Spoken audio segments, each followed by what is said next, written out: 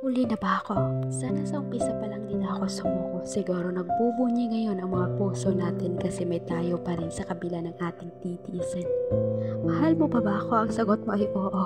Ngunit bakit ang sakit pa rin para sa akin? Kahit ang mga salitang mahal kita ay kay sarap dinggin. Nagagalit ako ng walang dahilan, nagtatampo, naiinis at kung minsan ay di ko na mapigilan. Hindi ko na mapigilan magkomento kahit alam ko na hindi na ako ang kukumpleto sa nasimulan nating kwento. Ang hirap lang kasi ipaliwanag sa iba itong aking mga nadarama.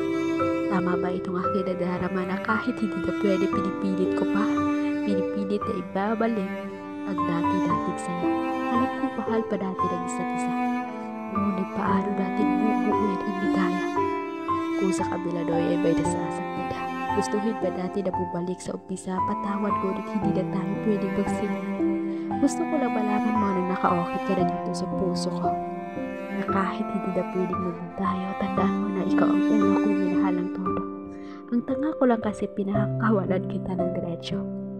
Sana mapakinggan mo ito, hindi ko na kasi alam kung paano.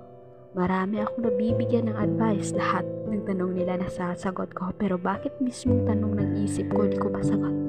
At ngayon ko lang na-realize.